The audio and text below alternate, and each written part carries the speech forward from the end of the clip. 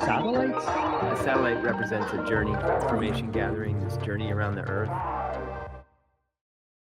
Hey, Satellite Haiku. I'm Milo. I'm Sean. Good morning. Good morning. Well, it's afternoon for you, right? It is 5 minutes past noon. So yeah, and it is technically afternoon. It's funny in Latin America, you know how they say buenos dias or buenas tardes or buenas noches? Like they're very, very, that's like, we don't really do that here. Like we say good morning. No, I guess, but good afternoon wouldn't be, it wouldn't be a bizarre thing to say, but it's not a common thing to say. And what's weird is in Latin America, it's like it's something that sets you aside as like a non-Spanish speaker or like someone who's culturally like if you say buenos dias at the wrong part of the day. At like 12:05, you'll walk into your hotel and you'll say buenos dias, and they'll be like tardes, buenas tardes. Like you're like, oh, or you know, like if it's like 5:03, they're like buenas noches. Like I don't even know when the cutoffs are, but like they seem to have like a very particular. That's funny. You know, I wouldn't expect it to be that strict in terms of the time, with the sort of the mañana mentality of Latin America and Spain, like this sort of chill sort of siesta vibe. They're like a late night culture, you know, and you think like, you know, you'd have some leeway on when it becomes buenas tardes, you know, like it would start at 3:00 instead of right at 12 or something. You know what I mean? Here's one thing I don't get about Spain. Like I remember all of my corporate meetings, the sales meetings or like the annual kind of marketing meeting, they'd have them in Barcelona or Madrid. I don't know why. Yeah. And so we'd go there. And I remember like going out with my coworkers, the Spaniards, literally going out of the hotel at 11:30 p.m., walking down the street to a hot chocolate shop where they have churros. Like it's a bakery that's like literally baking churros in front of you, and then they make hot chocolate. And you sit down at the thing with this big cup of very sweet chocolate, like a whole, like more 12 ounces, you know, and the churros. And you look over and there's plus like the churros, there's little kids like with their grandparents, like sitting across from you, like, you know, 5-year-olds, 7-year-olds, and they're all just chowing down on the churros and drinking the chocolate at effing midnight. Like I just don't quite. Right. And like no one's. You think you'd have diabetes and a sugar crash. Just or there'd be more obesity. Like I just don't get. Right. Because it's everything about it is wrong in terms of like health and you know. I totally understand what you mean. Yeah, that's why, you know, like health and nutrition is such a weird domain because. It like seems like every sort of like orthodox or all the orthodoxies of health and nutrition have complete opposite orthodoxies. You know what I mean? Yeah. It's like you're not supposed to live that way, but yet, if you live that way, you know you're healthy and happy, right? Like, and it comes every specific thing you can think of, like coffee. You know, you can go online and you can find experts that say, you know, even 1 cup of coffee, even that trace amounts of caffeine, you shouldn't do it, right? Like puts stress on your liver, whatever the thing is, right? And then you can read the exact opposite. Oh, coffee's full of antioxidants, you know, like whatever, you know what I mean? Or red wine, or 1 drink a day, you know, it reduces your stress, and having lower stress is so important to living a long and healthy life. And then other people are like, not even 1 drink a day. Like even 1 drink a day will put stress on you know what I mean? So it's like every single thing you can think of in the domain of nutrition has complete opposite advice. So, because years ago, like when I had little kids, which was 31 years ago, I got really sensitized to caffeine. Like I would get really irritable and like their cries and stuff would make me pissed off. So I struggled, and I would try like Swiss water decaf, like all these, and it just, nothing worked until like they grew up maybe, and I don't. Like you felt the sort of the caffeine induced anxiety? Yes, really badly. Or like, now I could drink like stress 2 or whatever. French presses and I don't feel it at all. And how about before you had kids? I feel like you had a lot of. I would go get these Michael's muffins, these giant, you know, ones with tons of sugar. I do find that when I am a little stressed about something, coffee will exacerbate it.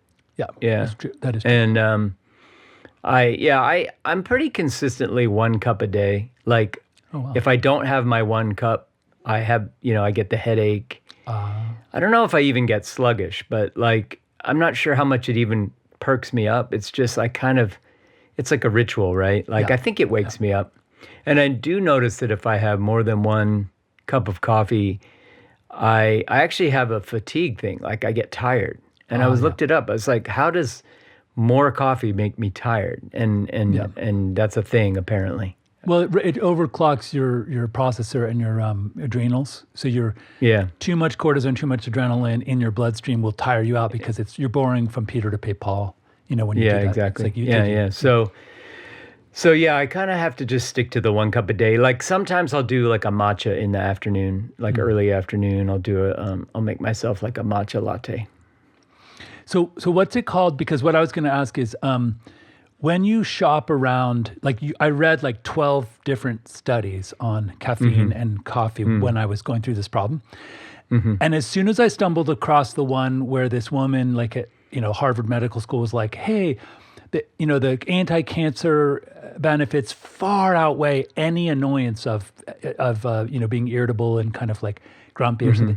To drink tons and tons of coffee." And I was like, that's the study that I'm going to pretend is true. Like, you're shopping for a bias. Like, what's that called? Right.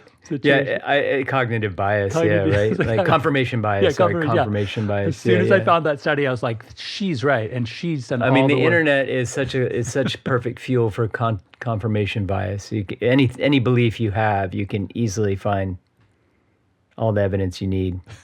It's like, you have two choices with that. You either kind of get frustrated at all the contradictory advice, or you go, all right, I want to find the one that tells me that what I'm doing is great. And the whole time I'm reading it, keep on keeping on with that, checking it off in my head, like that's what I thought. Yes, I agree. I know that I'm lying to myself in the sense that like I'm discounting 11 other studies that say something else. One thing, I'm such a big picture, like... And at least, kudos to you to be self-aware enough to know that that's what you're doing. Because most people aren't.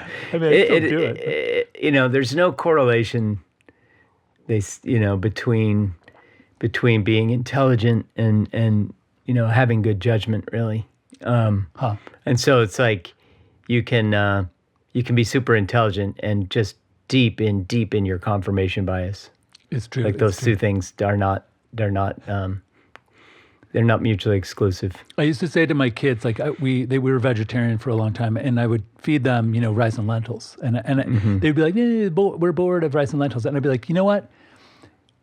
What did the people who built the pyramids eat? Lentils and rice. Like, you can do amazing things with rice and lentils. The obvious counter argument of your kids is, they were slaves. No, my point is simply that they were enslaved people. But they moved really big rocks, and if they had been like tired, they wouldn't. I get it. Just wouldn't have worked out. Although I don't think slave masters were really thinking that much about the nutritional benefits of what they were feeding their enslaved people. You know what I'm saying? Absolutely. And there was a lot of nutrition science that they were like, hey, I'm going to feed my enslaved people this hearty diet because they weren't measuring that, I don't think. My point, though, is that the kids didn't think about that, and they would just be like, oh, wow, we'll be able to move rocks. Like, I totally understand that your rationale behind that argument. I'm just saying it's like if I'm your grown-up kids, it's a very easily debunked rationale. Okay, I wanted to bring a term that actually an old roommate of mine who moved to Tucson recently, he once, when I explained that I would use words to sort of trick the kids into doing what I wanted rather than like discipline them or yelling, he called it Jedi mind games. Or is it tricks? Yeah. Jedi mind tricks. Yeah, Jedi mind tricks. Do you use Jedi mind tricks on your kids? I do. I can't think of a good example. I'm sure I do because it's in my nature to be a little bit manipulative like that. Yeah. I can't think of a good example of how I've used it on my kids, but I certainly do it to some extent. Okay, well, here's I'm probably not even self-aware enough to know that I'm doing it. It's probably such a dysfunctional part of my own psyche that I'm like a sociopath with that a little bit, maybe. I just do it without even knowing that I'm doing it. Right. But in retrospect, I think, I'm sure that I tend towards being a little passive aggressive and manipulative in some. That's like part of my nature that I fight. I do notice it in myself sometimes. I fought really hard. I adore my mom, and I think my parents did the best job they possibly could. But Yeah. one thing that I consciously tried to eradicate or extract or excise from Yeah. my parenting was using guilt. Oh yeah. And especially like let's say someone put something in the dishwasher in the wrong way and it banged against a plate and broke.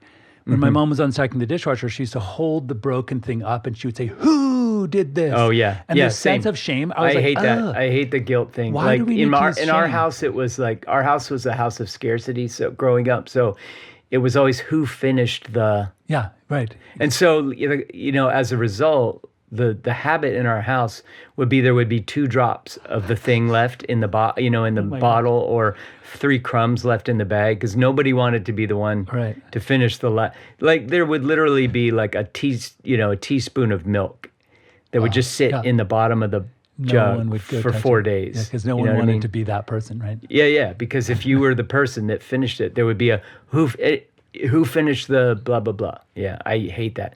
I was thinking about so I listened to Sam Harris's most recent podcast episode, and it's with some moral philosopher guy. I can't remember his name, but they're talking a lot about moral philosophy and consequentialism in particular. Okay.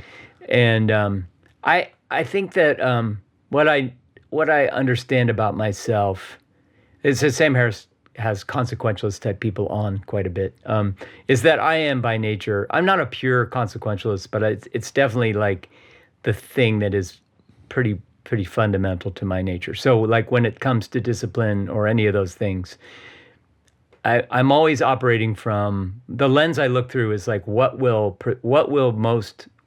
be most likely to produce the outcome that makes that is the best here, right? yeah. So shame is not that, right? Shame never leads to the outcome that you're really looking for, right? Like what do I want? I don't want broken dishes to happen in the future, right? So I don't care who did it. I might use that as a teachable moment, but who did it is not an important part of that teachable moment if I decide to use it that way, right? It's like, hey, I don't know who broke this dish, but like, hey, let me show you guys how to load the dishwasher more carefully or whatever. I mean, you know what I mean? Yeah. So it's like, that's the consequentialist thing. Like what will achieve the outcome that is optimal?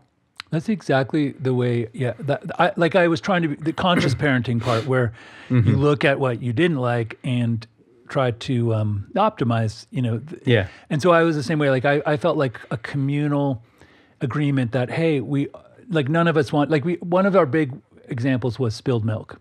Yeah. Like I used to say, like, no one tries to spill their milk. I mean, it's just, it's you Yeah. just, yeah.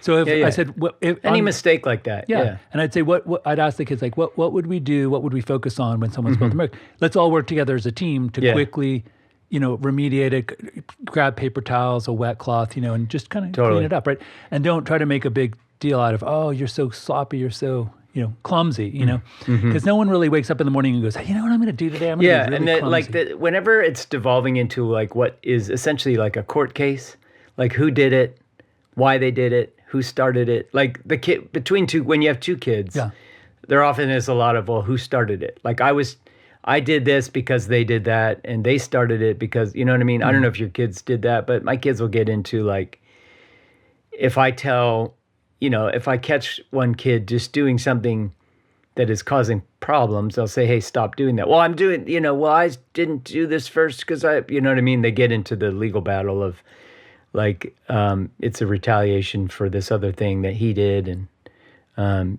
he's bugging me in this way, whatever, you know what I mean? Yeah. And so like that's another example of where the court case, like I don't care who started this thing that's going on right now. Like again, like it doesn't make any difference. The outcome the outcome we all want is some sort of peace and, like get back to your thing that you're supposed to be doing or whatever. Yeah. And yeah, so again, like who started it? I just cut that shit right in the bud. Like I don't even want to have a 3-second conversation about who started it. Yeah. That's so true. And same here. Like there was one story that I'll tell. Is that, so my older child had, I guess it's hypoglycemia, and it runs in the family where you metabolize the sugar too quickly, and so you get this fall off in blood sugar, and You're cortisol hangry, kicks in. basically. You get hangry, yeah. But but like at halfway through the morning, like you needed to have like almonds at like 10 o'clock in the morning, or else you're gonna get freak out. So sometimes, and then my older daughter, when that happened, she would become pretty like violent, like a feral animal, like someone getting hurt. Hangry is real. Yeah. So the little one would kind of sidle up next to her and get kicked in the stomach. Oh. And I would watch it happen, and I'd be like, "Wait a second, right? You are trying to get kicked in the stomach. You put yourself in the range of the danger. Yeah, like right. and I've like if you have the Tasmanian devil there spinning around, and you just decided to step into the tornado. Yeah, and I'm not sure. Like I can't really psychoanalyze. Like, well, why? Maybe she saw that the feral child, the hangry child, was getting more attention. So she wanted attention. Maybe that's like an easy but possible like, why would explanation. You sort of grab hold of the victim label and just walk up and get victimized on purpose? And I would be like, let's talk about that. Like, obviously. This person is unable to control themselves, and you don't go near someone like that. Like, the younger one would be like, "Dad, you're so unfair. You always pick the side of the older one." Okay. Oh, that's an interesting one too. Like when you have an older kid and a younger kid, right? Like my older one will sometimes get frustrated, and I'll say, like, you don't remember, but when you were that age, I gave you that same leeway. Like your brain. Her brain is less developed than yours, so I give her a little bit of leeway, right? Like, and when you were that age, I gave you the same leeway, and maybe you don't remember now because you didn't have, the benchmark to compare it to or whatever. Like, but yeah, if I had said that, I just want to assure you that I gave you the exact same leeway at that age. If I had said that to my kids when they were a certain age, after I said it, my older daughter would whisper to my younger daughter, "Your brain is not fully developed." Like just to dig in there, like stab in the back. Yeah. There was a really cute... My daughter my kids have no problem with the idea that their brains are less developed than other brains at different age. That brains just develop, and because my daughter will be like, "Yeah, my brain's less developed." That's great. Own it. Really. She's fully, but she and I get in battles with that same thing. That same sort of streak I have of like, I just want to do the thing that's optimal. Like she's an arguer, right? Like I'll just tell her, "Hey, stop doing whatever, or please get back to doing blah, blah, blah thing that you're supposed to be doing. Or, did you finish that yet? You need to finish that." And then, if she will argue like, "Well, I needed to blah, blah, blah, blah, blah, blah, blah," and I'm like, okay. And I know that I probably, this is my parenting fail probably, because I don't want to hear it, right? Like, I don't care. I don't care that, like, what happened 2 minutes ago. Like, I'm cool with it. It's not that I'm not even cool with it. It's just, I accept that you did this thing and you had a reason for it. Like, I don't need to hear the reason. I love you. I trust that you had a reason, but shut the fuck up. And just like, I don't want to hear. So there are a lot of arguments. And I remember being on the other end of this with my own parents and being so frustrated. So like I sympathize, I empathize, whatever the right word is. But like, because she'll get so mad at me, like, because I'm not hearing her, I'm not listening, and because I will literally say, "Stop talking," like, just don't. I don't want to hear anything. Just stop talking, and go do the thing I asked you to do. Like, and it's a shitty way to parent. And I will say that where it's coming from is like, it's full acceptance. Like I'm not mad at her for the thing she was doing or bothered by it. I fully accept and trust that whatever she was doing that wasn't the thing she was supposed to be doing, she had a reason for it. I love her. I trust that it was a fine reason. I don't have a problem with the reason or that she was doing it, but now is now. Like that's then, and now is now. And now there's the thing you're supposed to be doing. You know what I mean? Yeah. So that's where it's coming from, but it's not the right way to handle it, for sure. Totally. That's funny. I have no patience for listening to the reasons and the excuses and all that shit. my kids had this very cute thing. Maybe when one was 3 and one was 5, like we always read first picture books, and then we would read chapter books and stuff. But when there was picture books and there was like a really cute character, the kids liked to say, my older daughter would say, "That's me." Like she'd point at the thing and say, "That's me," and then they would start fighting, and the little one would be like, "No, that's me." And I look, no one, it's that's nobody. such a kid thing to fight about. I'd be like, it's not anyone. Please stop doing the "that's me" thing. And then my older daughter would whisper like, "It is actually me." Right.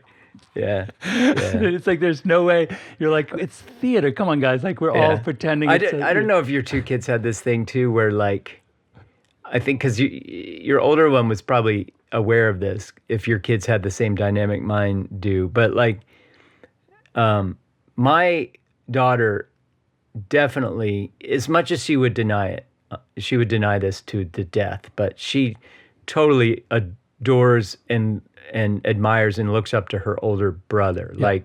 She follows him in a way. Like she's a follower of him. She totally has this almost, I don't know what the right word is, but a reverence kind of almost, right?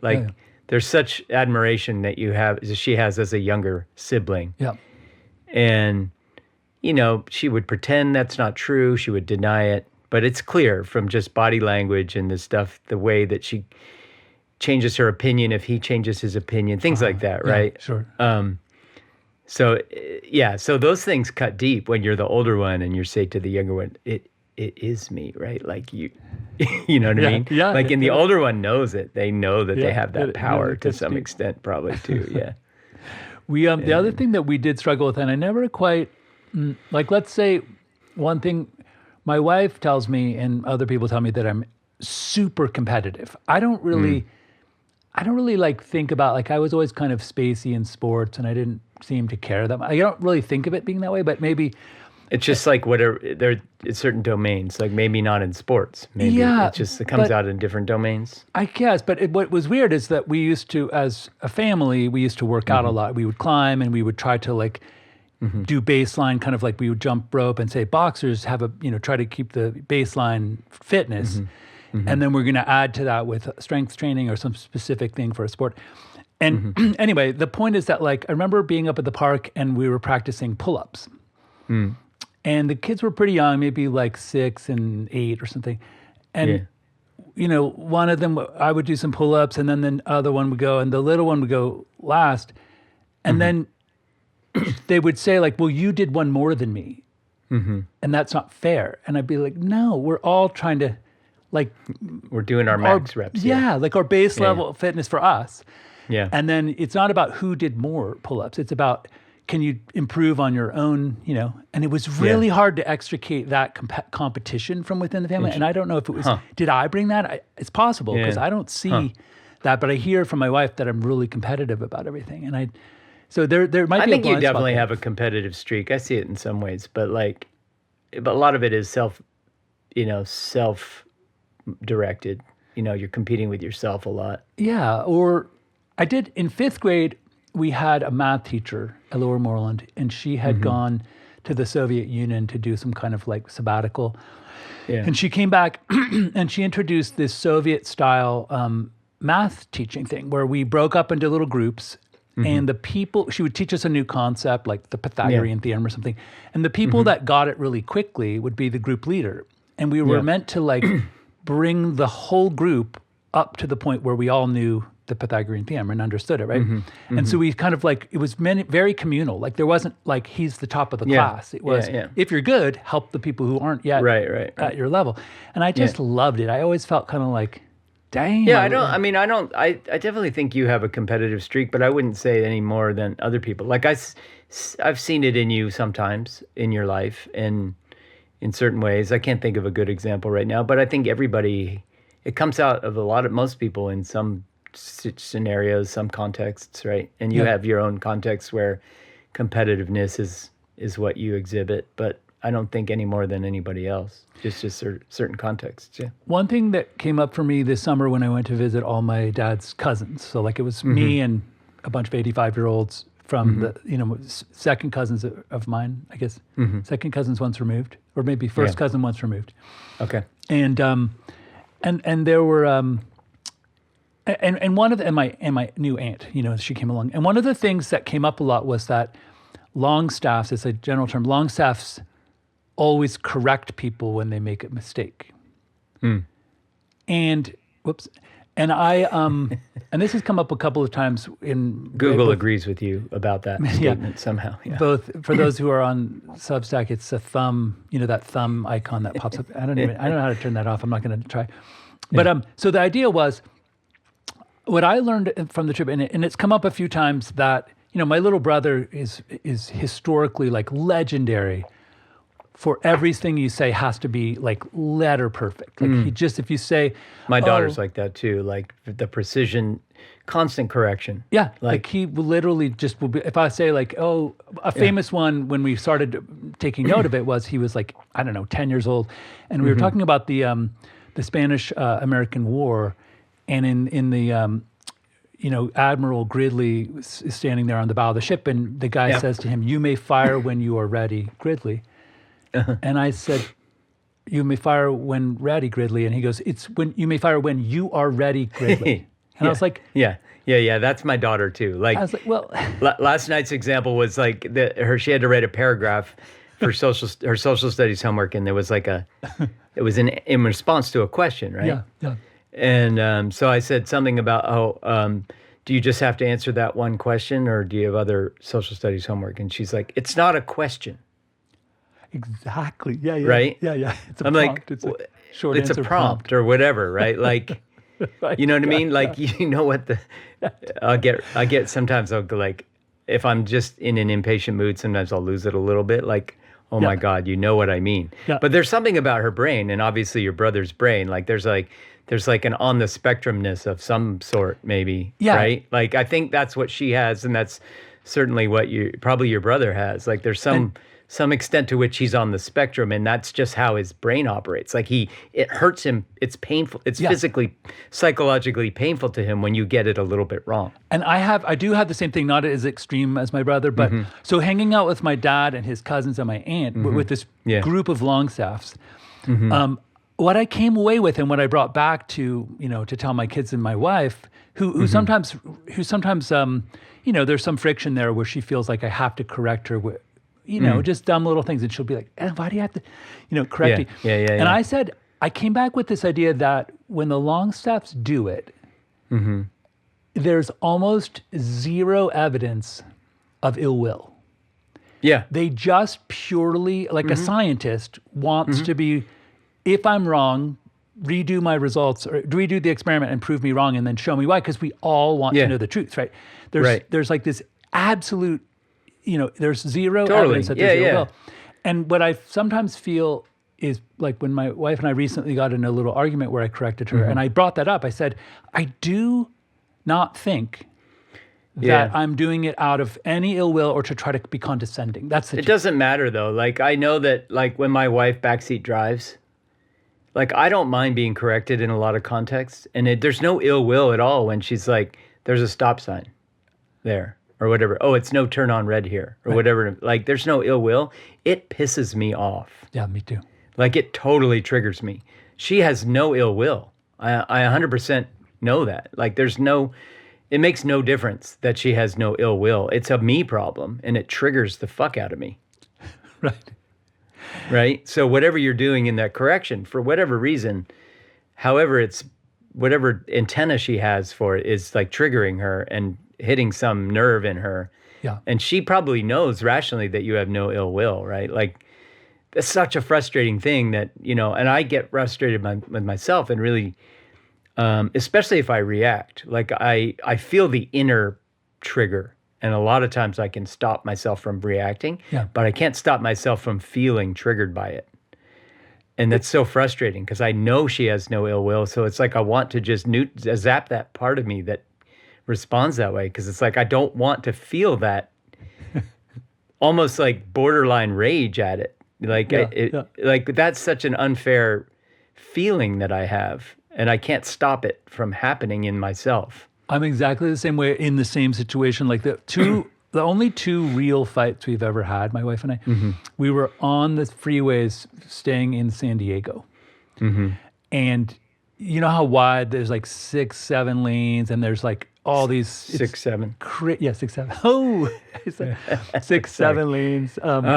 Anyway. You got me, man. We're going to do that the rest of our lives, probably. Anyway, go ahead. And anyway, and Google Maps has a really hard time because a lot of like the overpasses, and there's like 2 exits in a row, like an exit off of an exit. Yeah. When you see and you're like trying to judge between the map, visual, and the direction. Yeah. And a lot of times, like you'll get off of the Route 8, and then you immediately have to get in the left lane to get on that route that you want. And if you're in the right lane, no one lets you in, and you're like, you have to go around. Yeah. So anyway, so it's very stressful. And so I don't know about you, but like there seems to be this like kind of odd cultural bias. Like whenever a husband and wife in America get in the car, it's sort of expected that the husband drives. Yeah, it is funny because I know we have couples that we're friends with that are much more egalitarian about that. Oh, cool.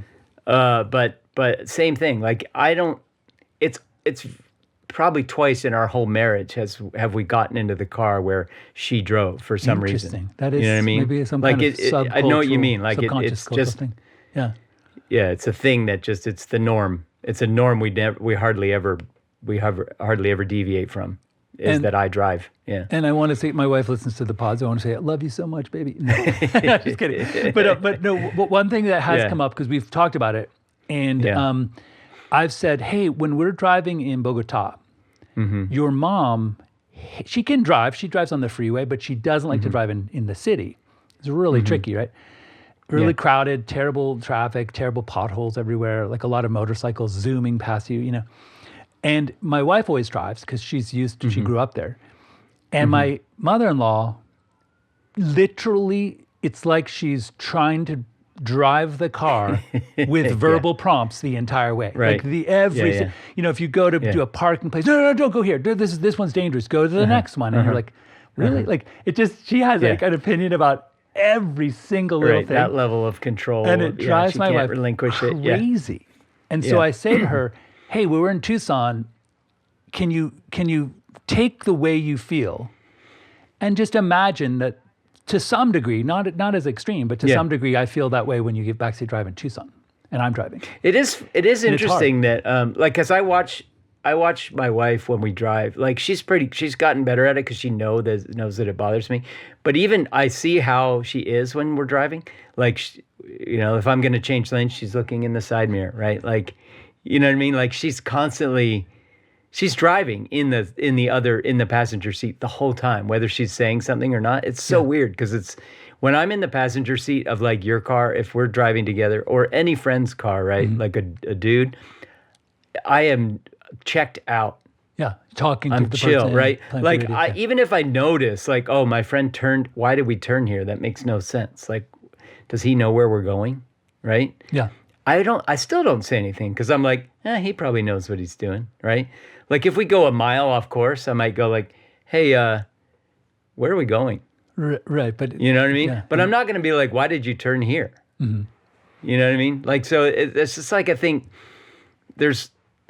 I don't know. It makes me think of, somebody said to me, like one of the differences between men and women is that men have their thoughts in their head and then they arrive at some thing they want to say.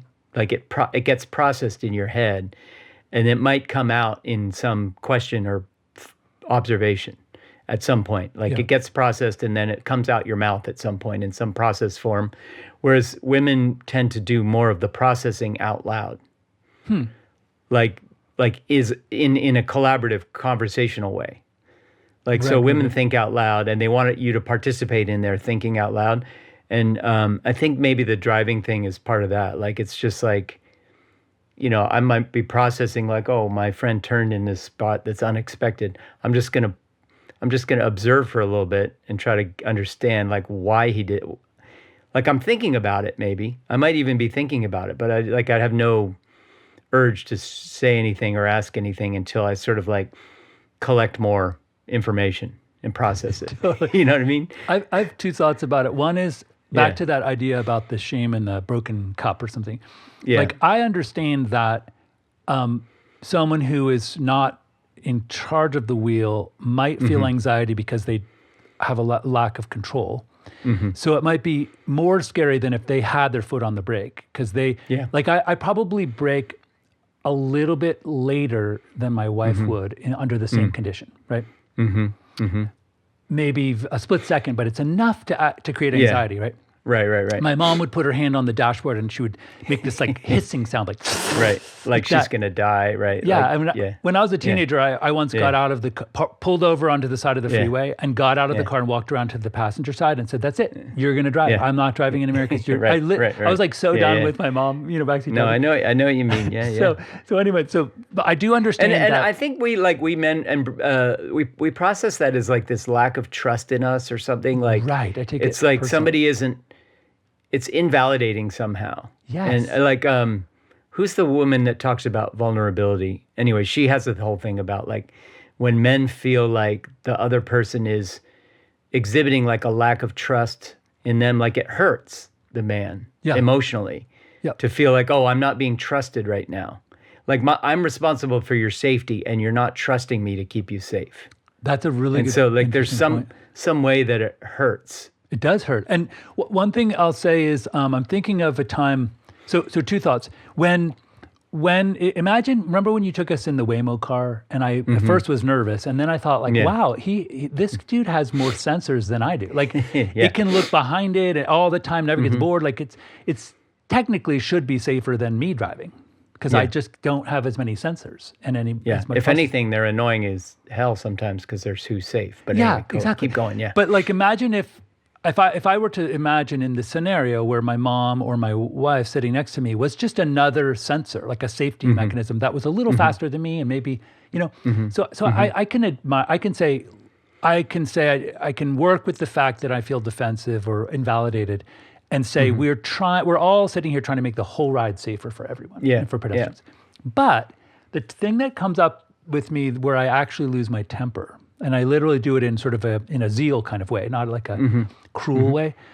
It's when the person gives me an instruction right when I have to make this difficult choice. Yeah. And it makes me doubt my choice in a way that could be dangerous. Like you're turning and you just have to go. Yeah, it makes you second guess, which could cause an accident. Yeah, right? it definitely has that effect sometimes. Yeah, my dad and I last year, we're driving in the parking lot, and I hate driving in Florida. I feel like the entire place was designed by some kid who had smoked a joint and got into the AutoCAD and just said like copy paste. I don't give a fuck. Like they just never actually got on the road and tried to drive there. So my we're pulling through the parking lot of like a grocery store past some banks, and my dad just out of the blue shouts at the top of his lungs, turn left, turn left, turn left, just to go down another lane to park at the grocery store, And I slammed on the brakes, and my heart was pounding, and I was like, Dad, why? He goes, you weren't turning left. And I was like, who cares? Like it's a parking lot. Like it doesn't, if I go 2 lanes down, it's not going to affect, we walk for 15 seconds. If it's just as easy, if you miss your exit and it's just as easy to take the next exit, hardly, almost no harm, no foul, or, you're in a city and there's a grid, right? Like I missed my turn, I can go 2 blocks and make the next turn, right? Yep. Like that kind of catastrophizing reaction, like you just almost ran over somebody. It's just, it's definitely so jarring, and your heart beats fast. It's super jarring. Yeah. So I said to my dad, I was like, look, I appreciate that you gave me some guidance, but please double check how you do it, because you're scaring the driver for no reason, and that's dangerous. Because if I slammed on the brakes, someone could hit us from behind. Because why am I stopping in the middle of this parking lot without a stop sign? Like it doesn't make any sense, right? And the same thing sometimes happens with my wife, where I'll say that instruction that you gave, you blurted out, was right as I was trying to make a decision and really commit to something. And when the driver's committed, the safest thing to do is to wait till after the dangerous move is done. You know what I mean? Yeah. And I think that's sort of the rational, sort of objectively rational effect that backseat driving sometimes has, that you can kind of have a rational response to. But I'll go back to, and I definitely experience that sometimes, but I will also go back to just owning the fact that sometimes I don't want to just be rationalizing my own problem of being triggered sometimes, right? Like, because I think it does come in some way, in some situations, it just comes down to the fact that I am somehow triggered and hurt by this backseat driving, urge that she has, right? Like, it's Brené Brown, that the vulnerability woman, right? Like, she has a really good, I'll have to find it, but she has a really good example of when she was criticizing her husband, or like trying to micromanage something her husband was doing, and that he got mad, and like they had a good conversation about it, and it was just that kind of very thing, and it really resonated with me, because I'm like, that for sure, like the backseat driving, my triggered response to that for sure is coming from something similar. Like, I'm feeling not trusted in that moment. I'm feeling like, I think there are rational reasons why it can be problematic, like what you just described. But I also think I'm just going to own the fact that there is a me part of it as well, where that's true. I don't need to get triggered. Yeah. But like, I want to go back to the thinking out loud versus thinking in your head thing. Like, another sort of source of conflict sometimes between me and my wife is, she'll come into I'll be cooking or something. She'll come up to me and she'll be like, "Hey, so tomorrow, Dylan has a basketball game, and then I have to be at my parents' house for this thing, and it'll be this whole like 4 paragraphs of logistics, right, about what's happening." And what she wants to ask me is something like, "Can you pick Dylan up after his basketball game?" That's the bottom line, right? Yeah. But I'm getting this 4-paragraph preamble of all of this information about times and people and places, right? And it's just like, I sometimes like lose it a little bit, because I'm like, because sometimes like the question will come at the end. So she'll be like, can you pick him up after his game? And I'm like, and I don't know the answer. Like, I'm still processing like all of this. I'm not ChatGPT, you just put in a 4-paragraph prompt, right? I can't process it that fast. I can't, like, I'm cooking right now. I don't know all those, I can't even recall all those times and places you just dumped on me. And there were times, there were places, there were people. There were overlapping times as far, did you say tomorrow? Like, I'm still trying to remember if you said tomorrow. Are we talking about tomorrow? Right? So like, that's the thinking out loud versus thinking in your head thing sometimes. So I'm like, because there was a question, and a lot of that could have been pre-processed into a form that was just like, "Hey, tomorrow at 3:00, I have to be here, Dylan will be at his game. Can you pick him up?" Like, that's the actual question, right? Right. Yeah. Have you noticed? So like, but she wants to have the whole processing of it as a collaborative thing, back and forth. And I think that's just might be a male versus female thing. Yeah, that's a good question. Have you noticed that now in the iOS? It's just recently that I noticed this, that when someone texts you in iMessage, like a really long text, it appears that it's trying to, in 2 sentences, summarize the text for you now as the preview. Like when you have a list of texts that have come in messages. In messages. Oh, okay. So like you're looking at the list, and you haven't clicked on one to see the thread. Yeah. Okay. And there's in that little window, it looks like it's starting to like summarize. It's some new Apple intelligence thing is trying to do something. I didn't turn it on or anything, but I noticed that it said like. The tense that it uses, and the sort of what's the pronoun, like it's saying like he's trying to figure out this, and I'm like, oh, that's interesting. So it is starting to do exactly what you're describing. Is, could you summarize? Yeah. What you're saying? Here's an interesting thing. So like what you described was like a potential conflict or an irritant that comes from just 2 different styles of communication. 2 different styles of thinking, like processing information that needs to be collaborative at some point. It needs to have you need to cooperate at some point, or agree on something at some point, right? Like Yeah. that is one piece of it. There is a transactional piece or an agreement piece that needs to happen, but there's a lot of other processing and discussion that could happen. Yeah. Yeah. I might have mentioned this before, but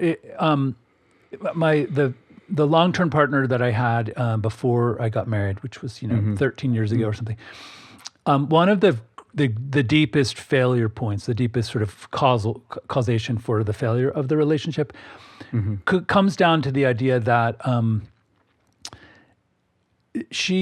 when something went wrong, she wanted to blame someone else, and I typically my go-to was to blame myself. Like a great example is we're taking pizza up to my daughter who was recording a video for school. Yeah. And there was like a parade, some kind of Christmas parade. And we had to park 4 blocks away, and it was like 22 degrees or something with wind. So we get out of the car to carry these pizzas, and I'm thinking, oh my God, I'm so fucking cold. Yeah. I wish I brought a jacket. And she said out loud, "You're such an asshole. Why didn't you look up the weather and have us bring jackets?" And I just right there was like, whoa. Why? Because again, why does it have to be somebody's fault? Yeah. Yeah, and which is sort of reminded me of my mom's the shame thing. Like, it just didn't. Like, I think my family of origin, I brought this. I don't like this at all, and it's a non-negotiable. Like, if you can, if you can't self-reflect and own your own experience and not see that I'm but then there's also a part of you that internalizes that it's your fault somehow, so it's sort of like a double whammy. Like you hate that sort of knee-jerk shaming of people, but there is a part of you too that probably felt responsible anyway. Right. Well, I'm already thinking like, I'm such an idiot, I didn't bring a jacket. But I don't need someone to say, you're such an idiot, you didn't get us to bring jackets. No, like, 100%. why do I have to think of it all? My sister was like that, and I had the same visceral reaction to it. And I think that like what you got from your mom, I got from my sister growing up. Like I hated that was the thing. It just seemed so gratuitous and so like not useful to the situation. You know what I mean? Right, exactly. Like I just always felt like, well, like why are you going there? Like who cares? Yeah. Like that's not helpful. It's the opposite of helpful right now. And it needs to be somebody's fault. And one thing it occurred to me because I've been through, I don't know, thousands of hours of couples therapy. I've been through a divorce where it was like years before we were doing therapy. And so like I've done the own your own experience and use I statements and that kind of work, right? But one thing that it occurred to me is that it became very clear that chemistry does matter.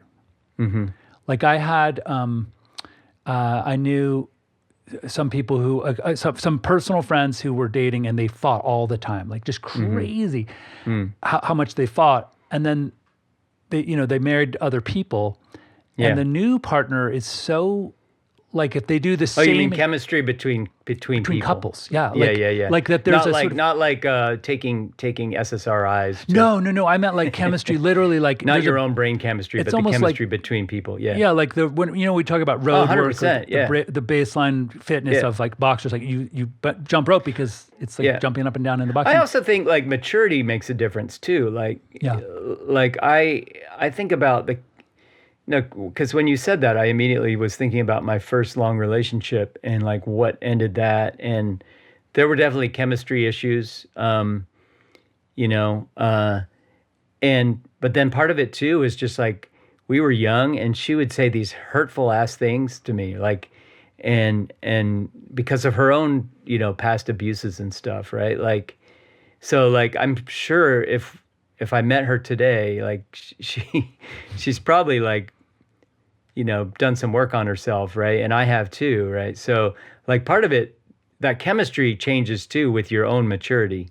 You know what I mean? Like you add to the chemistry in a different way now than you did back then. It's true.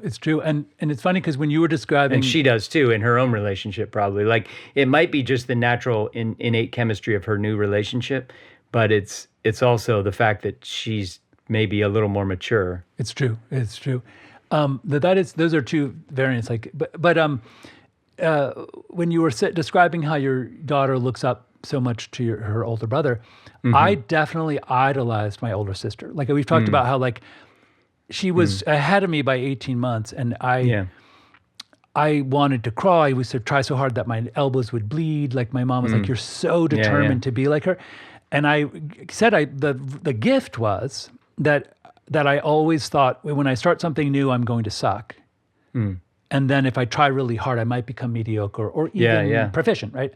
And that I'd learned it over and over again. The grit was something you got from that, like the persistence. I really wanted to do what she could do, but she was always ahead of me developmentally. So then I had to just try so hard to catch up to her, you know. One of the things that I struggle with is that, and this is, you know, very personal, but is that my sister was like extremely good at academics, like just so, you know, she got like a perfect score on her SATs. And for instance, like she also is a polyglot and can speak all these really amazingly well Spanish and you know what is it, Japanese and Russian. And I remember she would hear me speaking Spanish and she would be like, "Ugh, I hate your accent. You sound like a Swedish person, you know, trying to speak Spanish." And I was just like, you know, I've never lived overseas. I just, you know, and then like I remember one time that I was probably in 8th grade or something, maybe 7th grade, and I was trying to alphabetize something, and I said MNOPQRST under my breath, and she said, "What are you doing?" And I said, I'm saying the alphabet to help me find my place in the alphabet as I'm alphabetizing. Yeah, because I just can't, like, I have to, you know. Yeah. And she'd be like, "Well, what's wrong? Do you always do that?" And I was like, "Yeah, don't you?" And she goes, "No." Yeah. You know, what's wrong with you? And I would just remember internalizing that, like, why is something wrong with me? Like, I have to do that. I just can't. I can't do word problems unless I draw them out. Yeah. And she would just do them in her head, like a train leaves Seattle. And I would have to draw a picture of the train and write the numbers and like trying to come up, you know what I mean? And she'd be like, "Why? What? Just do it in your head." And I'd be like, "Ugh." And so anyway, like I feel like I'm carrying that forward as a 56-year-old man still, that I'm not good enough because Interesting. of the parameters of that, you know, of the bar is set so high. So it's interesting because I see that between my two kids, you know, when my son is saying those kinds of things to her, sometimes with no ill will, right? Sometimes it is mean, you know, a little bit intentionally mean, and other times it's just like, you know, kind of bemusement, like you just described with your sister, just like, you have to write that down, or you don't know that yet, right? Like that kind of thing. Yeah. Surprise, genuine surprise. But like I do try to make him aware that, hey, she really looks up to you, and like she receives those things maybe more harshly than you intend them. So you just have to be a little sensitive to the fact that your sister really looks up to you. Yeah. That's a good point. But do you still have with your own sister, like not? I know that you just said that you carry that to this day, just in terms of your own maybe feelings about yourself. How about specific to your relationship with your sister? Is there any of that remaining between you, or is it really just an internal thing for you at this point? Well, it came up, I won't go into the details, but it did come up a few years ago, and we got into a conflict and we don't communicate anymore. So I can't really speak to that there. Got it, yeah. But one thing I'll say is my wife will sometimes say, "Wow, you're being so defensive about something."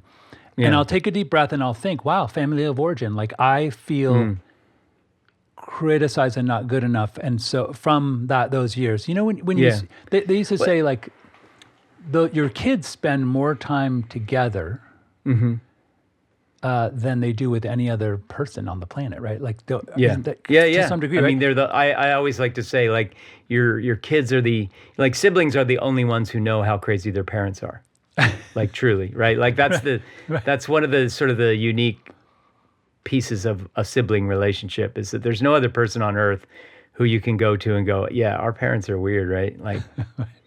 Like, you know them better than you. Yeah, there's a thing. You've ridden this adventure together for sure. Yeah. What I will say though is that my older sibling, has a completely different sort of historical memory of the way the parents were, and the traumas of, you know, just whatever it was about the growing up than I do. Like we just have a but we look back and sort of I'm sure that that's true in my family too, because like, you know, we talked at one point, you and I talked about when my parents split up and I was 13.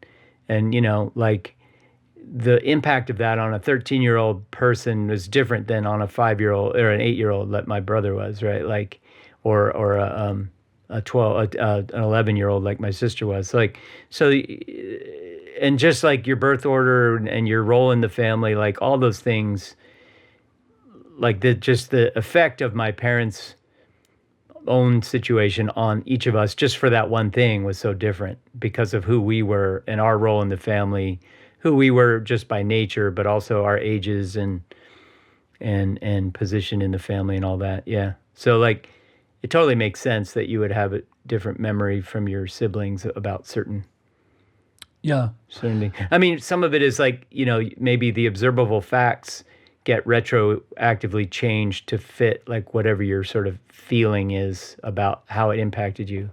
Maybe even the objective facts like are told differently in a way, but maybe that's like changed after the fact almost to sort of fit the feelings that each person has. Yeah, no, that makes to sort of come up with an origin story that explains where you are. Exactly. Yeah, and memory is a weird thing like that. Like memory is constructed. It's not recorded, right? Like all your memories are constructed, and they're being constructed each time you actively try to remember something. It's being synthesized in your brain. It's not being recalled. I had two thoughts. First one was I had a therapist. This woman, she was like a law of attraction therapist. Was what we talked about her thing, and she made me do this exercise once where she said, "I want you to say 3 positive things about yourself." And I said, even though I'm very disorganized, I can often find things very quickly. Like I have a skill or a skill set where I can find someone's keys really fast, but I'm not very organized. But I can. And she goes, "Can you say that again, but start with without the qualifier?" Yeah, and I was like, I couldn't say it, you know.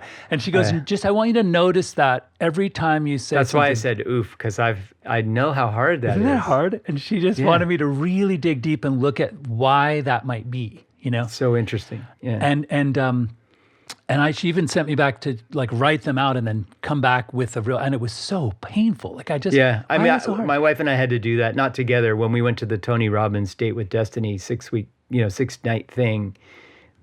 Some of the exercises were similar in that way. You had to like come up with positive things about yourself and stuff. And it was hard.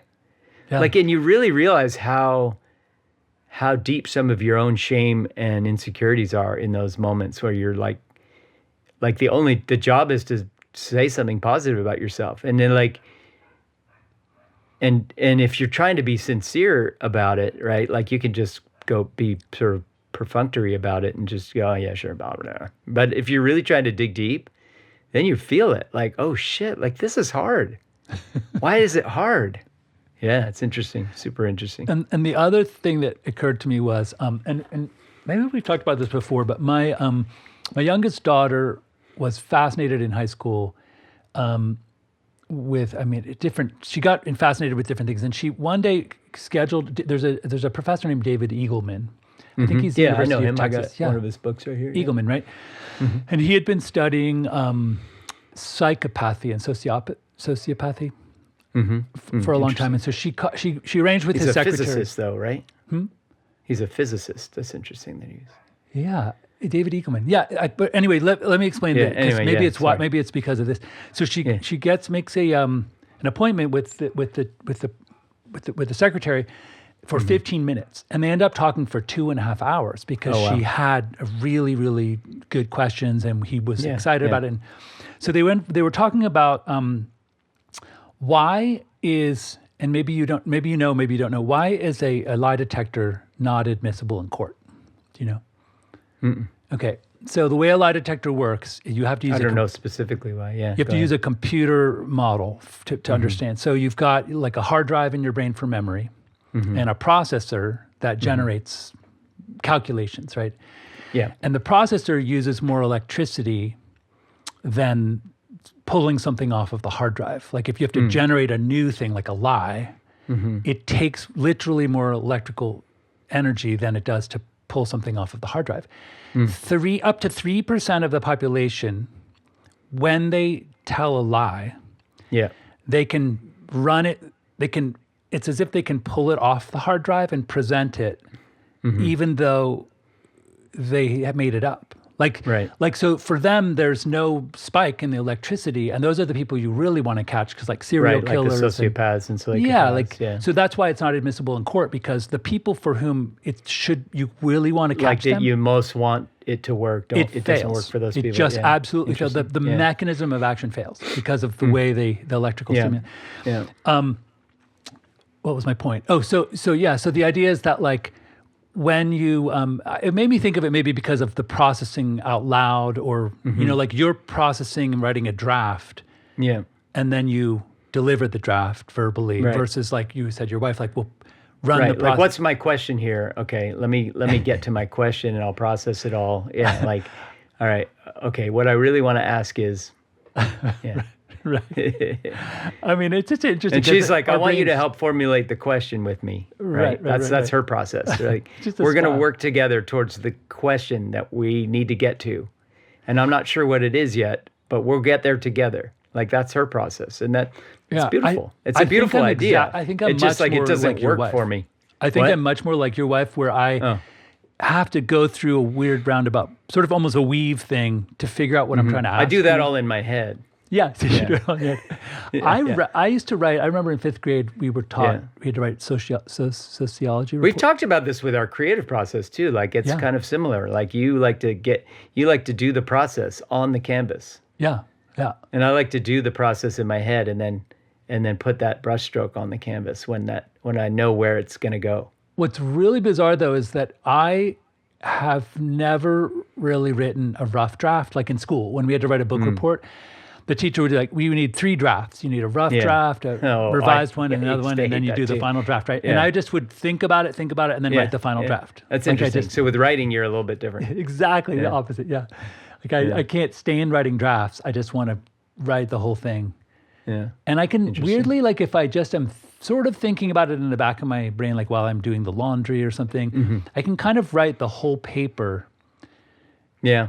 When it's running in some other, processor cycle that's a little further away from like the. I love that. The that's why, I mean, like people will say like knowledge work, it's not 9 to 5 work. Like your brain is always working on the thing that you're trying to solve. Like even when you're, so the working from home, like please be at the office, that whole bullshit thing. Like, like if I was during remote work, if I'm going to Costco on a Tuesday because it's not crowded, it's not like I'm not working. Like I have all that work in my head, and it's going on. My cycles are spinning cycles on it, even while I'm pushing a cart through Costco, right? Like, yeah, that's true. Anyway, hey, I wanted to say one more thing about just this notion of like your sister saying things and it hitting you in a certain way, and kind of just this theme we've had this episode of. Like, when my wife backseat drives and it triggers me, right? And just like the unique relationship, I just want to kind of just point to this sort of like, I feel like a lot of these kinds of things, and we've talked about this in the past, like where can you level up from that where it doesn't trigger you? And I feel like, yes, you definitely can, but like the other thing I want to say is like there is a uniqueness to the relationships that you have, right? Like, so my younger brother, who I also don't talk to, right? I think that if I could step into his shoes and speak for him, and I'm not, maybe I'm wrong about this, but I think he had a similar sort of looking up to me that you had with your sister, right? And so in our more recent relationship where we actually were talking, he could say really like things that were that he was intending to hurt me with. Like he was saying intentionally hurtful things, personal things, whatever. It just didn't cut me. Like it didn't. It just sort of slid off me, right? Interesting. And at the same time, I would say things that were not intentionally cutting. They were just a critique of like an idea that he had, and he would take it so personally. Interesting. Like I would have a different opinion about something. Yeah. And to him, that was like, I was evil for having that opinion about that thing, and I was attacking his beliefs.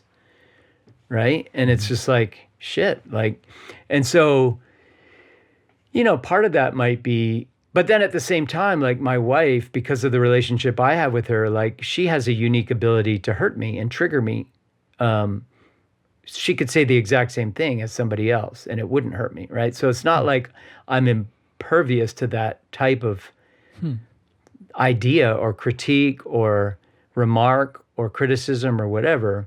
It's just like sometimes the relationship you have with somebody just makes them a sharper weapon in a way. So I don't know. So anyway, that's just sort of a final thought about these things. My final thought will be that my therapist used to say, and I used to call her the Marie Hansen of therapy because she was just like, did not. Her And Marie Hansen, for anybody listening, she was like this Russian healer that used a crystal and would just jab it into your sensitive Alsatian. Sore I once blockages. I once made the mistake of saying she was like 80 years old, and rest in peace. I think she's passed away, but and she could like go in and work at the fascial level and really like. I think she fucked up my brother, actually, to be honest. It's possible, yeah. Not with the crystal, but with some of the stuff she made him ingest. That's true, and she used to make him take baths in bleach and things. There like was that. some sort of black mold thing that he ate one time because she and like not long after that he had all his rheumatoid. Oh, weird, yeah. Symptoms. Yeah, remember he had like 2 or 3 years of like serious rheumatoid type problems. Wow. Anyway, so she I once made the mistake. I once made the mistake of saying, so when you were in Germany, because she had a German accent. Holy moly, man. She was from Alsace-Lorraine. Okay. And she gave me she was like, and the Germans invaded, and then the French invaded, and then the Swiss, and this poor little country, we're on the border, and and I was like, oh, I had no idea. I didn't even know where it is. Like, It's interesting, Alsace-Lorraine. Like, she was really bitter about it. I was listening to a historian the other day talking about how, these sometimes 2,000 year, he was talking in the context of anti-Semitism in Germany and stuff, and he was saying like, the Germans, the Nazis were sort of atheists and occultists in a lot of ways, but he was talking about how their Catholicism, their sort of medieval style Catholicism played into their anti-Semitism quite a bit, even though like it wasn't an official part of the Nazi ideology, which was more occultist and atheist. But he was just saying like there was this like deicide resentment, like they killed Jesus. You know what I mean? Oh, and that even though that's 2,000 years ago, like people get attached to these things. So like Alsace-Lorraine, like people get attached to stuff, even though it might have been before their grandparents even lived, right? I mean, that's the Middle East in a nutshell in some ways, right? So I remember Mel Gibson said that, because didn't he do The Last Temptation of Christ or some kind of well, not The Last Temptation of Christ, but he did a Christ movie. Yeah. And I remember him saying something really racist, and he said something about, well, the Jews killed Jesus, and we were brought up that was like Jesus's choice. Like, like he could have done it differently, but he, right. Have you ever seen? There's a meme going around where, and it's like a MAGA meme where it's got Jesus and he's got an AK-47, and it says, if Jesus had an AR-15, things would have turned out really differently.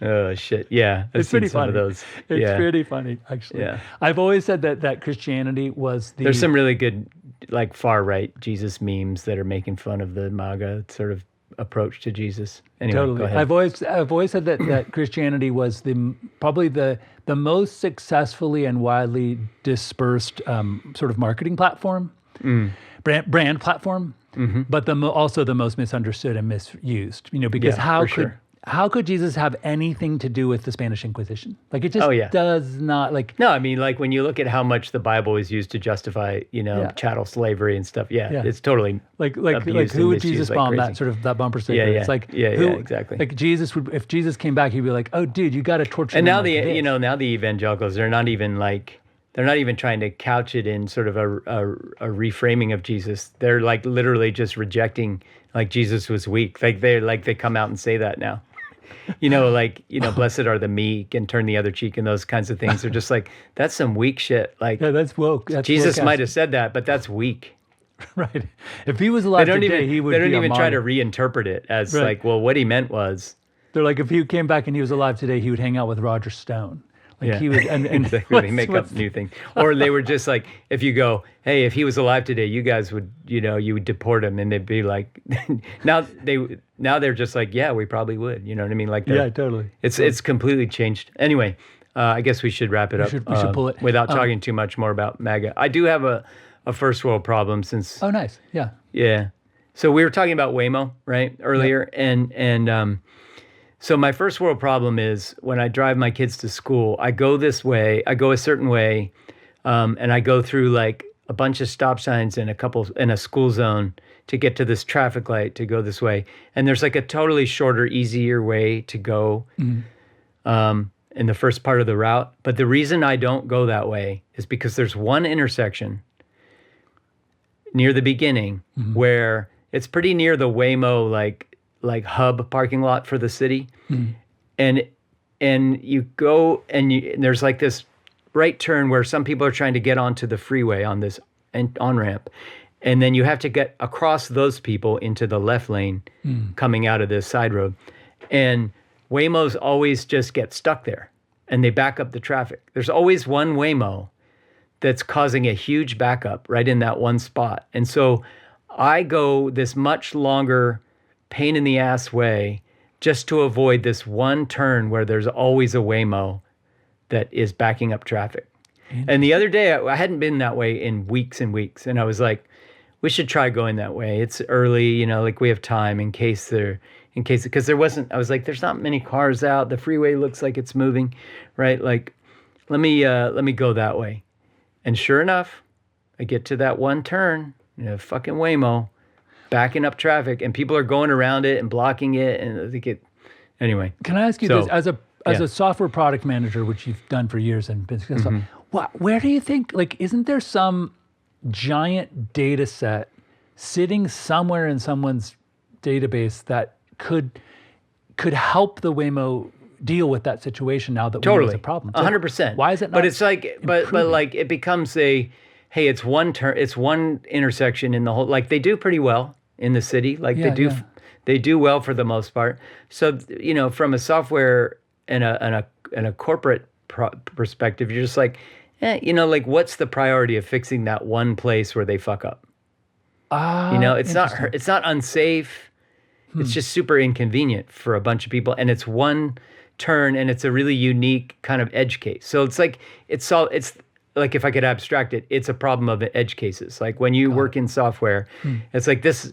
There's an 80-20 rule. It's like you work on the problems that affect 80% of the people that produce 80% of your revenue, whatever. Like you don't focus on the edge cases, the weird corner cases that hardly ever happen, even if they're super inconvenient for 5 people. So, and sorry to go down that rabbit hole, but when we rode in the Waymo, I remember there was a place where a truck had double parked. And it was filling the lane. Oh, yeah. And you had to go in the oncoming lane to get around the truck. And a lot of humans just did it. They looked and they that's a Waymo problem that they have trouble with a lot. Yeah. And it seems like that's not so much of an edge case in the sense that it requires. No, they fixed that one. They have fixed that. Okay, good. But I mean, they definitely have worked on that one because they do better at going around obstructions now, double park.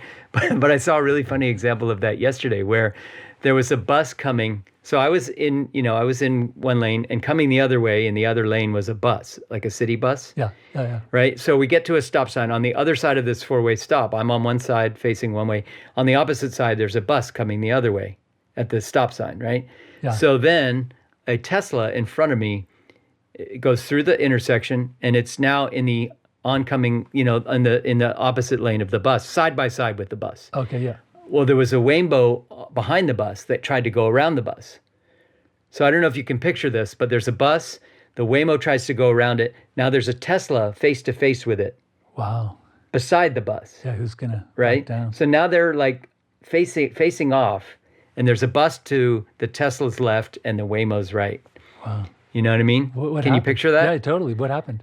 Well, so what happens in a drive, if you're a driver in that situation, let's say in the Waymo, what do you do? If I was driving the Waymo. If you were driving the Waymo and you tried to go around the bus, and now there's a car blocking you because it's coming the other way. and it tried. The only thing to do is to stop and back up and try to. You have to stop and back up, Yeah, right? Wow, yeah. So a Waymo's not going to stop and back up in that situation. Really? Right. So the Tesla is like sitting there like a fucking idiot, like thinking the Waymo's smart enough to do, like, I think people aren't that smart, to be honest. So they just, I don't know. I left the scene and they could have been there for an hour for all I know. But anyway, I'm sure what happened was probably the bus moved on and then the Waymo went back into the lane behind the bus. I see. Like it just, they were Assuming the stuck cars until behind the bus moved. led it Yeah. back into traffic. Yeah. That's pretty fascinating. Anyway, so yeah, that was an interesting one. Nice. Sorry. Do you have anything? I'd say my only first world problem is a complaint that I'm painting outside. I'm having a really fun time painting. Yep. I feel like I'm quote unquote back in the sense that Nice. I'm having fun making marks and Love it. and it's coming together and so it's going down into the 30s at night. And then there's mosquitoes that are biting Oh, me. shit. And I'm just like, what the heck? It's like it's so man? cold. It's too cold for mosquitoes. Yeah, What's I'm going like, on? what? Yeah. Wait, it's just not fair. Like they are all summer long. I'm like, when I do we think get a those break from Tucson this? mosquitoes too. They're like a government experiment or something. Those That's things what are they say. fast, nimble, Well, they're Egyptized, so they hover at your ankles and bite you on the ankle, so you can't hear them. but they're not like the big slow ones in like Arkansas. They're like little zippy ones. Yeah. No, and in fact, they are because it's cold. They are. I killed one just very slow. Brought my They're a hands little together. sluggish. They're a little slow. sluggish with the cold, but they're still out and looking for a blood meal. That's weird. And I just Yeah. seemed like, ooh, like that's just it's so annoying. It hasn't rained in weeks, and I don't know. So that's my first one. It's just All a right, complaint all about right. mosquitoes. Anyway, Cool. well, we'll pull the All right. pod. Should we stay on after? and- Yeah, stay on after this. I won't hang up. I'll stop my recording instead. That sounds great. So thank you, Satellite Haiku. Thanks for listening. And All right, brother. big kudos to my wife. Anything that I said that was, critical of the driving thing. I don't think my wife has ever listened to this. So, but in My case wife does she listen. does or has, same. Yeah, I love you. I love you. Okay, so we'll pull it. Thanks, Satellite Haiku. Satellites? A satellite represents a journey, information gathering, this journey around the Earth.